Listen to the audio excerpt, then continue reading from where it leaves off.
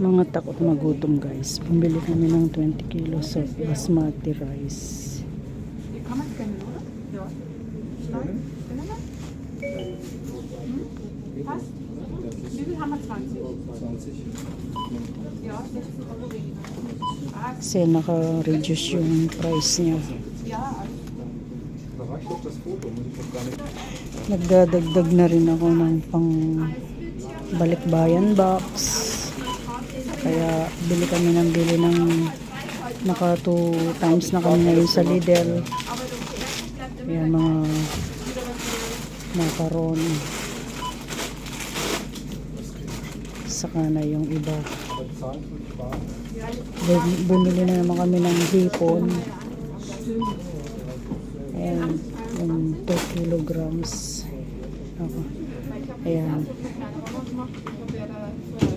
From Argentina.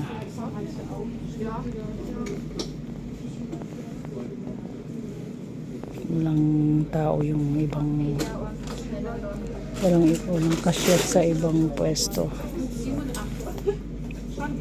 Ayan, sabon ano ba yun? Liquid panglaba.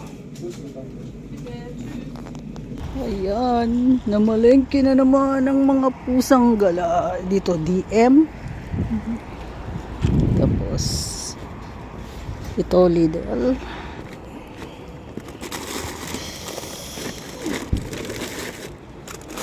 This is stop for collecting for the box. Collecting for the box. Balikbayan box. Balikbayan, this is the next what we must do. Yeah. We will finish with shine. Yeah,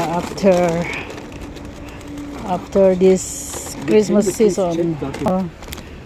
Imagine 84 euro all in all. Naka-sale pa yung basmati rice. Naka-discount pa kami ng 16 euro guys. Yung 84 euro na to, ang dami-dami na sa Pinas. Iba talaga sa Europe. Mahal talaga. Lahat mahal. Mataas nga ang sahod, mahal naman ang cost of living. Ganyan talaga ang buhay guys. Oh my God, I'm so cold. Movie. Okay. I'm really cold. This is my vlog. I'm so cold. Ay, kahit naka-jacket ka na. Jacket ka na. Giniginaw ka pa rin. Giniginaw pa rin. Giniginaw pa rin. Giniginaw ka pa rin. Giniginaw ka pa rin. Jacket siya na. Cold. Hello kabayan. Say. Hello kabayans. Kini panlo ka na yan. Nag-grocery kami Grocery kami. sa Lidl. Yeah, rice, 20 kilos of basmati rice. Yeah, in 1 kilo sacks. Yeah. And shrimps, 2 kilos of shrimps. Yung na-discount namin sa basmati rice, makakabili ka na ng 25 kilos sa Pinas. Dito, 20 kilos. Ang mahal-mahal. Diyos mio. Magkano yun? 59 euro. Uy, uy, uy.